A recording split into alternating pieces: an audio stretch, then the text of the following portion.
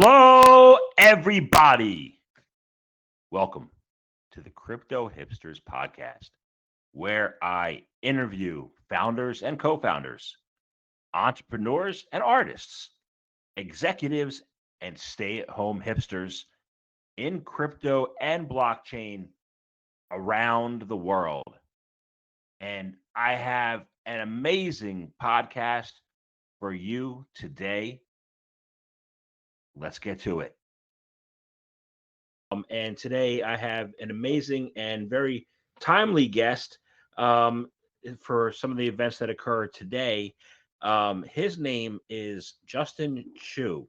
He is the head of compliance and money laundering reporting officer at Cabital in Singapore. Justin, welcome. Hi, Jamil. Thank you very much for having me on today. You're very welcome. Very, very, very welcome. I had your CEO.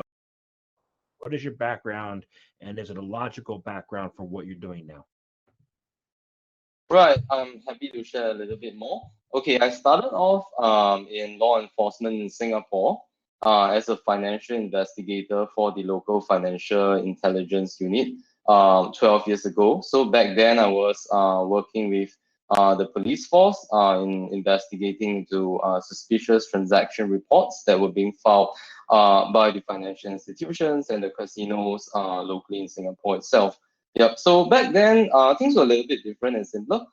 We didn't actually have crypto exchanges going around in Singapore, and subsequently, I moved on to various Singapore headquartered banks covering AML compliance work before moving over to the fintech payment space in 2018 itself.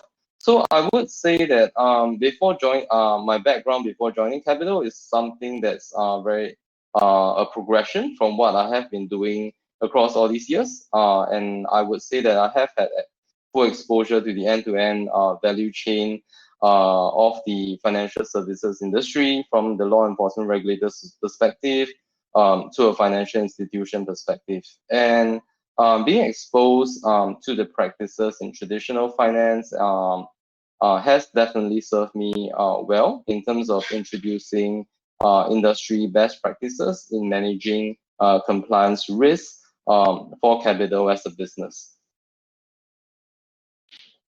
Great. And this for my audience who didn't listen to my podcast with Bremen back in September. What is Capital? What are you guys all about? And what do you focus on in your role? Cool. I'll be happy to share a lot more about what Capital is all about, as well as the difference which I see myself making my role itself as the group's head of compliance. Okay, so Capital is actually a cryptocurrency wealth management platform itself. Our objective is to make cryptocurrency investments simple and secure, something that the everyday man would be able to relate to, understand in terms of growing their wealth on a very safe basis itself. So, I mean, our tagline is actually crypto without the crazy, which I think fits in very well with the current environment when we see, the day-to-day volatility across various cryptocurrencies itself. So what we seek to do is to make investments into cryptocurrency a very sensible process to smooth out all that volatility, so that our customers would be able to gradually accumulate and build their wealth over time, in order for them to achieve whatever financial goals that they may have set for themselves. Yeah. So as the head of compliance itself, I oversee Capital's global compliance program. So stuff I do would be like licensing, AML, CFT risk management, marketing conduct compliance, like how the company conducts its marketing activities, operational risk management itself.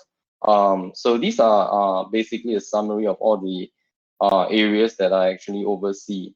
So for my role itself, I personally see the difference that I make from three different angles itself, all rolled into one. So definitely I'm a risk and control of person itself. Yeah, so my function actually allows the company's business to be in line with various regulatory requirements that apply to us and allow us to control the company's risk in the day-to-day conduct of business itself. Yeah, so definitely that is something that would be a core area of difference which I make in my day-to-day work. Yeah, so other than that, I also see myself as a business enabler.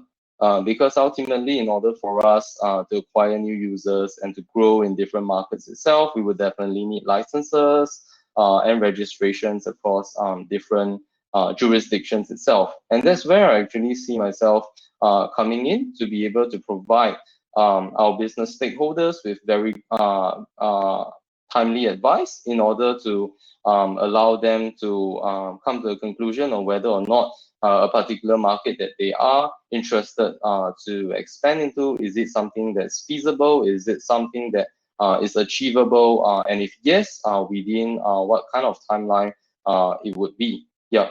I also see myself as also kind of like a product guy as well, because I work very closely with our product team in order for us to ensure that compliance requirements can be operationalized in the company's day-to-day business. So an example of such processes that I work on would be in terms of our KYC and name screening process itself, because ultimately it would be a very fine balance that we would have to tread in order to manage both risk and user experience. And I often see myself wearing two hats itself, thinking both from the perspective of a risk and control person who is working to ensure that the company is in line with regulatory requirements, while at the same time putting on the hat of a user myself, okay, to deliberate to see whether a particular set of processes, would it be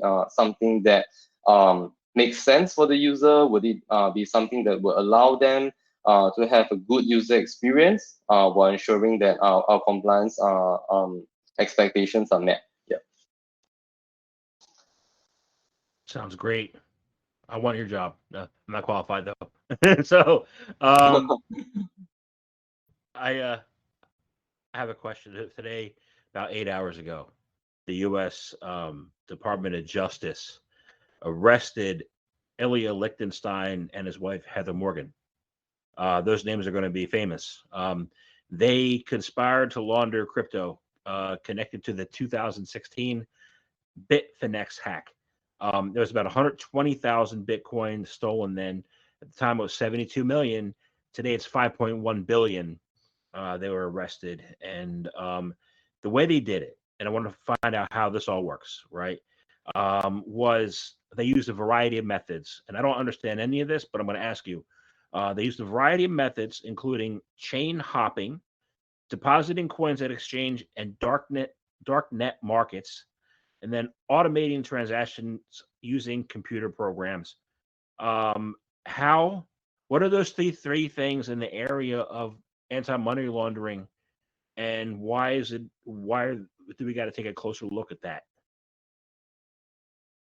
Well, the reality is that cryptocurrencies provide a very attractive means for criminals to launder criminal proceeds for a few reasons.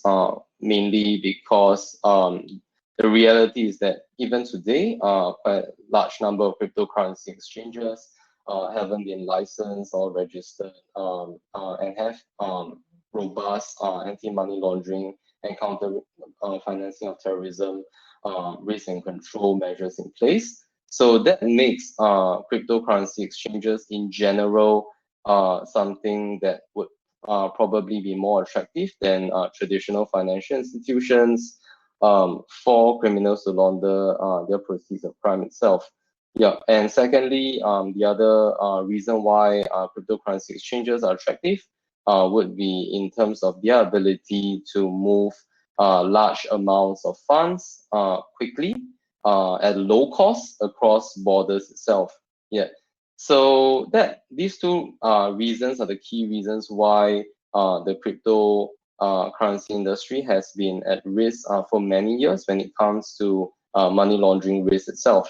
Yeah, and the reality is that in order for the Bitfinex hackers to be able to move these large amount of cryptocurrencies to launder these proceeds across various crypto currency exchanges, they would definitely have made use of quite a number of methods, which you have correctly pointed out. So one of the key methods would be through the use of computer programs in order to obfuscate the source of funds itself. So typically, they would use computer programs known as mixers, which basically allow funds and a particular transaction to be broken down into multiple smaller transactions mixed with other people's transactions, and these transactions are actually anonymized before they are being sent to respective exchanges itself. So that's probably one of the key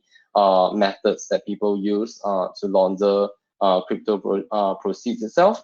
I would say that the other method, commonly used method of laundering crypto proceeds would be through the use of cold wallets on and off the entire transfer process. And the reason is that, I mean, for cold wallets itself, they can be purchased very easily online or even through e-marketplaces like Amazon for as little as maybe about $99. And with that, criminals will be able to break the audit trail from time to time, okay, and move their crypto proceeds from one exchange to the other while cutting off the audit trail itself. And the truth is that, you know, in order for a person to get a cryptocurrency cold wallet itself, that person does not most likely wouldn't have to identify and verify himself before he or she purchases the cold wallet. So that would in a way also create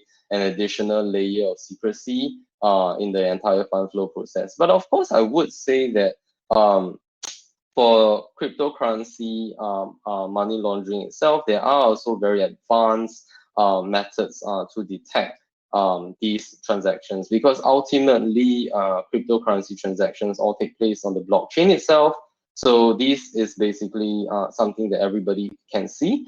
And for law enforcement agencies like the US Department of Justice, all they will need to do is to put in place a cryptocurrency transaction monitoring system, which would be able to peel through the layers on the blockchain and would allow investigators to follow the trail of the money ultimately to the perpetrators. Of course, this isn't something that is easy, and it would generally take quite a long time for investigators to be able to follow the money trail before they reach the perpetrators, because ultimately a lot of cryptocurrency money laundering activities, they are fairly complex in nature, which would lead to quite a substantial amount of effort that law enforcement will have to put in order to follow the money trail itself.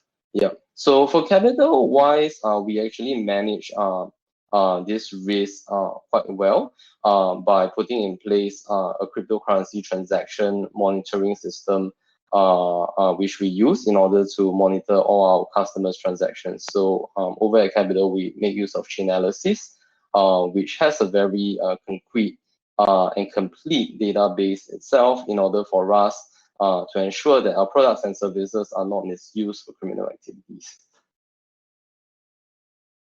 I'm glad you mentioned chain analysis. I saw that you were certified in chain analysis, and that's pretty good, really good. I actually was thinking about that at some point about a year ago. And I'm glad that you brought it back to Capital. So we don't go off tangent. I do have one, question that might rely on your police background, and these two people. I mean, I watched their TikTok videos all day, and I listened to the words, and I'm like, I'm not saying that they did or didn't do it, but why, if you're sitting on billions of dollars, why would you grind on TikTok making videos and putting yourself out there? It just doesn't, to me, it doesn't, like, one and one doesn't add up to two. So I wanted to get your thoughts if you had any. Well, I would say that it probably would be quite complex in terms of the reasons why they want to be on TikTok. Well, yet they are actually I mean, I'm not saying that they did it, but they are in a way linked somewhat to the Bitfinex hack itself.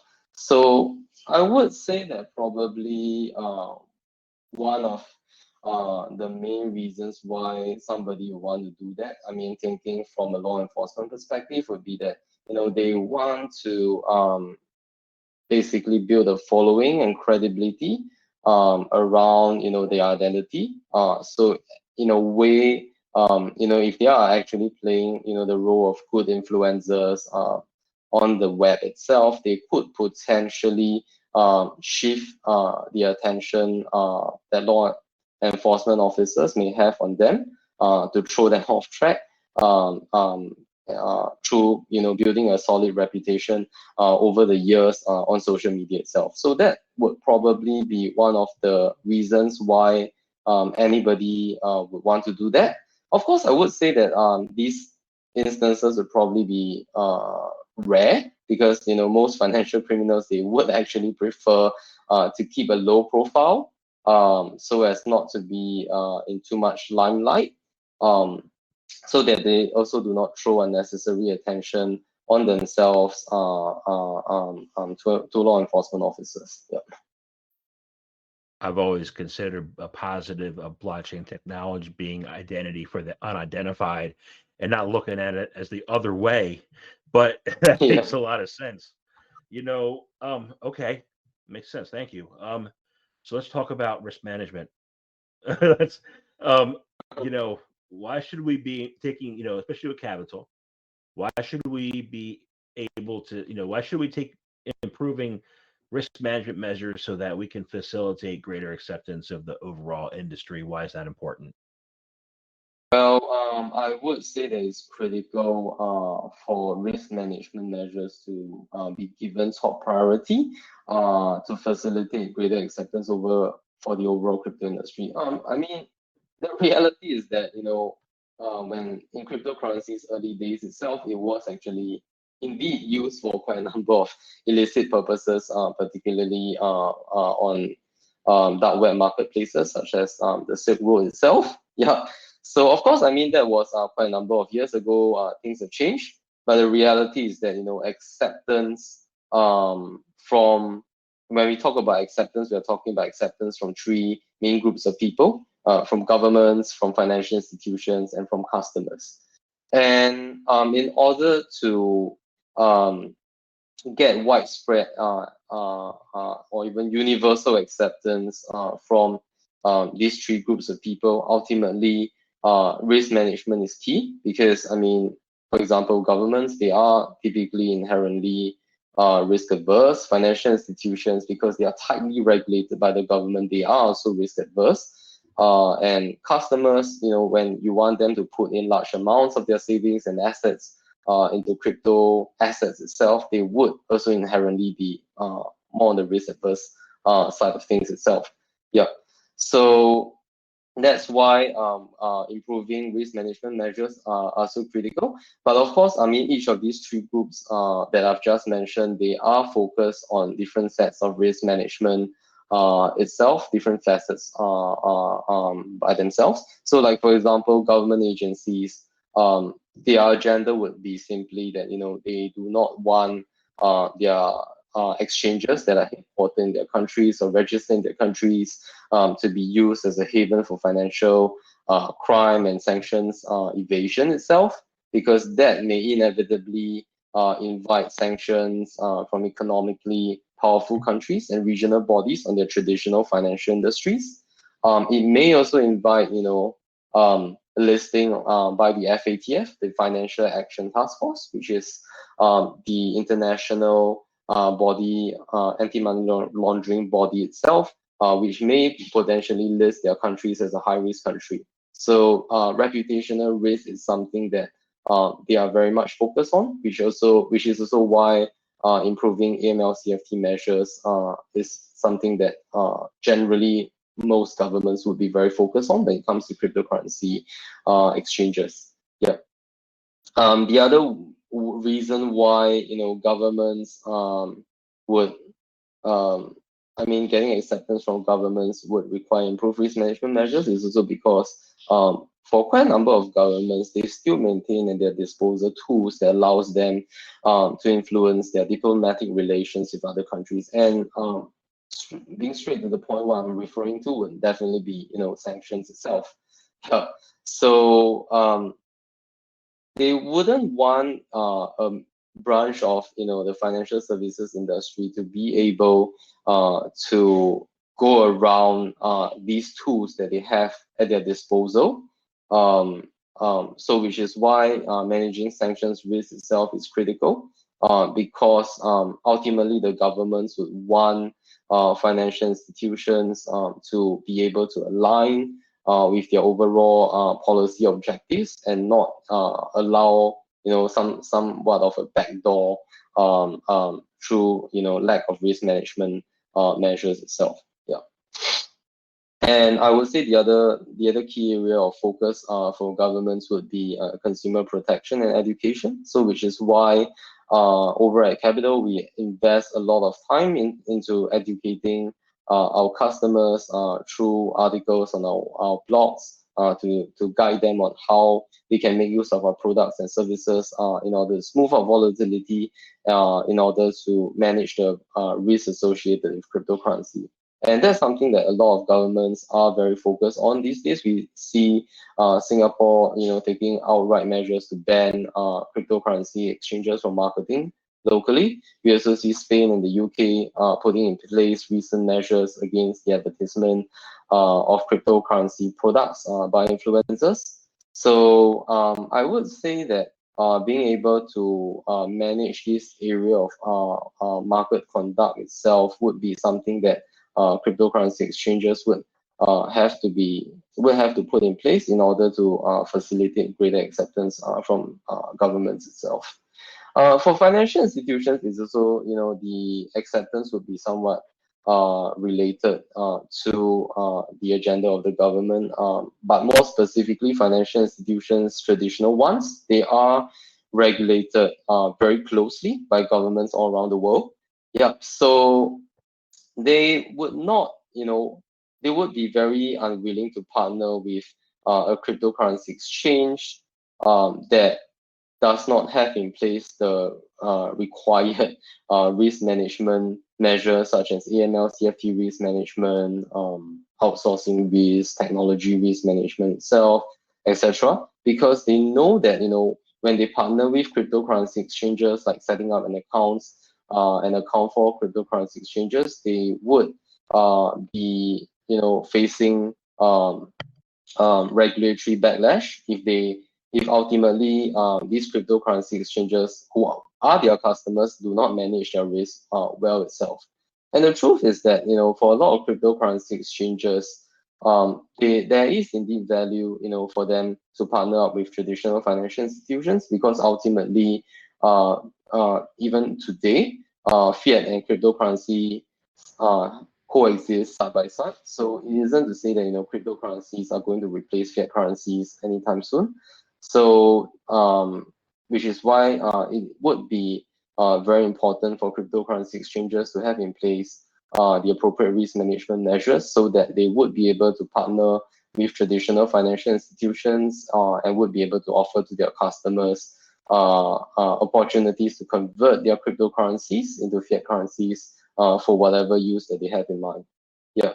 For customers wise, I would say that risk management measures would be critical, because on the minds of the customers would be the number one issue about security itself. Yeah, I mean, we read in the mainstream media and social media a lot about hacks that took place in various cryptocurrency exchanges, like the one that happened to Bitfinex a couple of years back.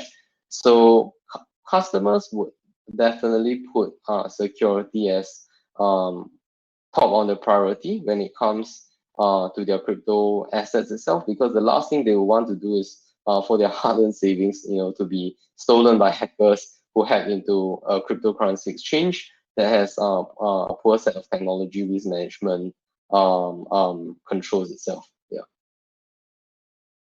Got it. So that's with the on the exchange side. So yes, they've been hacks. I agree, and they're improving.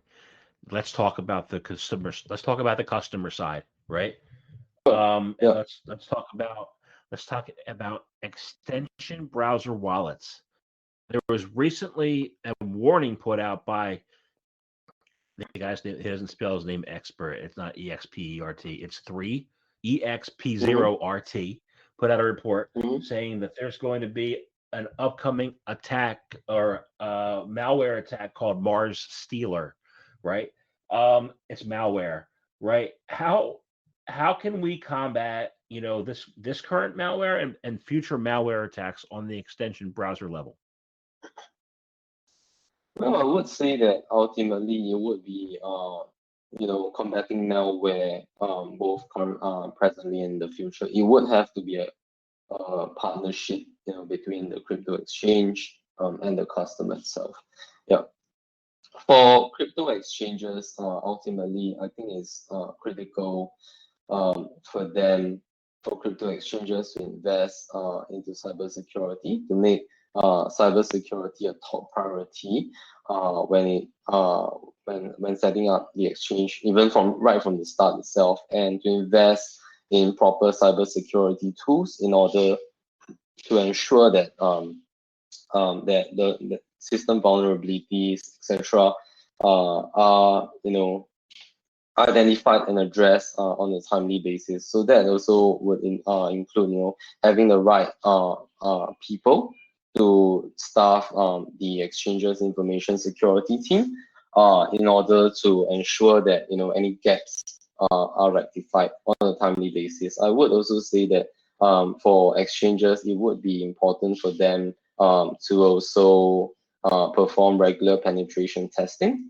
on their entire tech infrastructure in order to make sure that any areas of vulnerabilities are identified and addressed early before hackers actually exploit such vulnerabilities and create a loss to the exchange's customers. So I guess the way to frame it would be that when it comes to cybersecurity itself, cryptocurrency exchanges have to view it not as a business cost, like what has been traditionally been seen, but rather they should view cybersecurity as somewhat of an investment to ensure that the exchange's business reputation itself can be safeguarded for the long run, so that the business can be sustainable.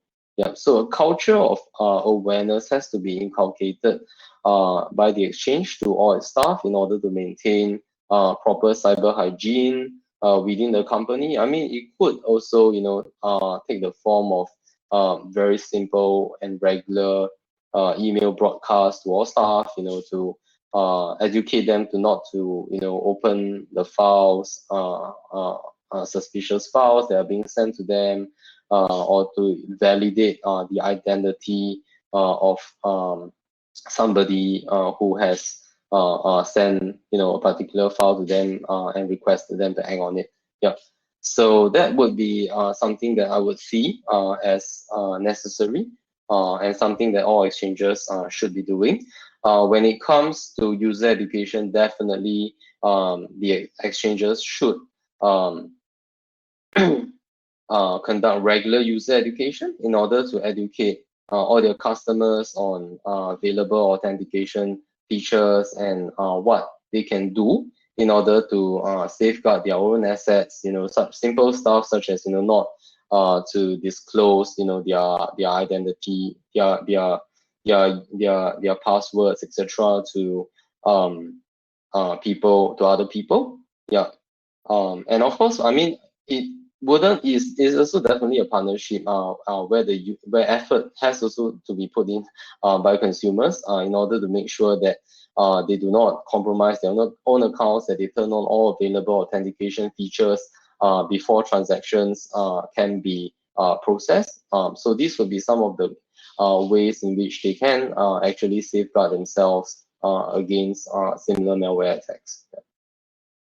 Got it. Thank you. So I have a couple last questions. The first one is just wanted to get your take on this. Why, and why are regulators nervous? I would say nervous, right? Proper word, about allowing crypto to go mainstream. I would say that regulators are nervous for a number of reasons. Earlier, I've pointed out that one of the main reasons would be that they do not want their countries to be seen as a haven for financial criminals to operate on exchanges that are headquartered or listed or registered in their countries itself. The truth is, regulators are inherently risk averse, right? And the truth is also that in crypto's early days, it was indeed the preferred method of payment for criminals who operate in the dark web. So, like for example, I mentioned earlier, the very first online dark web marketplace, the Silk Road, relied very heavily on Bitcoin as an alternative to conventional payment systems itself. And it was actually chosen precisely because back then Bitcoin and cryptocurrencies was borderless and unregulated itself. So regulators, when they want to give legitimacy to such a product, they would be nervous naturally, because the truth is that while we say that these things took place during crypto's early days, they weren't really that long ago. I mean, they were only like somewhere in the last 10 years.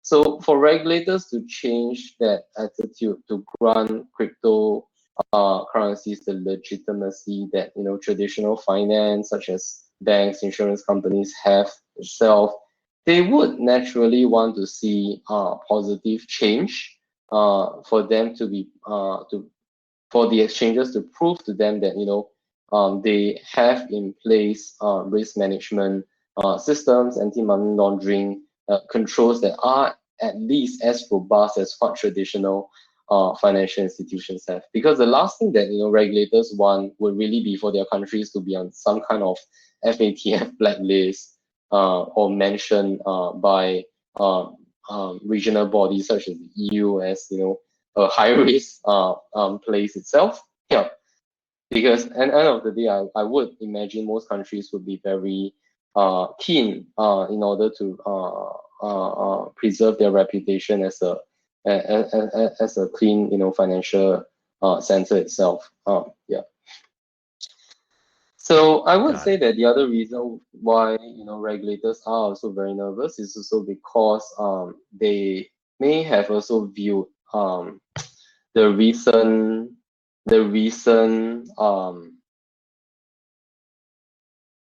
explosion in crypto activities as something like I mean, they may potentially view it as a hype where influencers and come on to social media like TikTok and Twitter to talk about how much they've made in cryptocurrencies, etc. So regulators would naturally be focused on consumer protection, that they do not want a crisis where the ordinary man on the street gets burned by cryptocurrency because they are buying the things that they do not understand at all, just because somebody else says that, hey, it's a great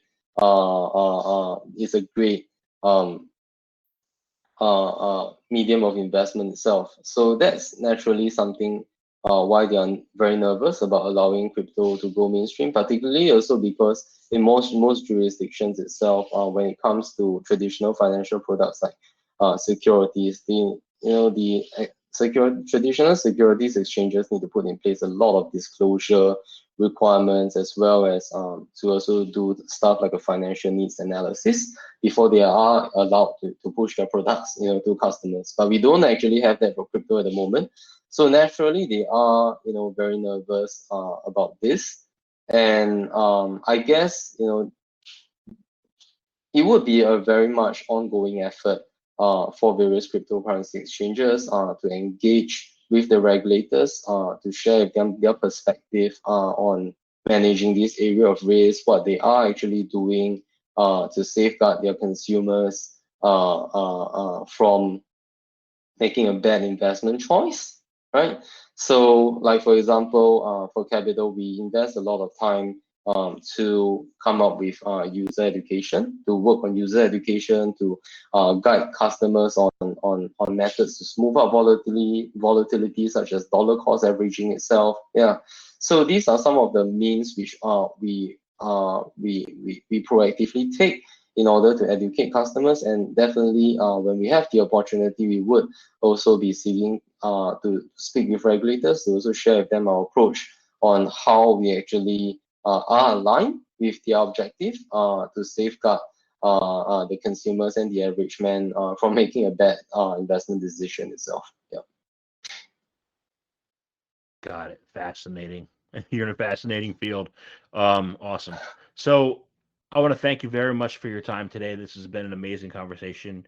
I'm honored to have this conversation with you. And my final question is this: how can people find out more information about you, about what you do, about your company Cabital? How can they, be safe out there? How can they do that? Well, we have a very comprehensive website. It's www.cabital.com. Cabital as in Cabital.com. And we have our own in-house blog that has a lot of content that we publish on a regular basis to educate users about cryptocurrency, the types of cryptocurrencies we offer on our platform, and why. How do we actually, how can users actually make use of our products and services in order to reach their own financial goals and objectives over time? Yeah, and how to invest responsibly in cryptocurrencies. Yep. So all the information is all out there on our website. So I would definitely encourage listeners to check in on our website to have a look. Yeah. Awesome. Thank you very much for your time today. Thanks for having me, Jamil.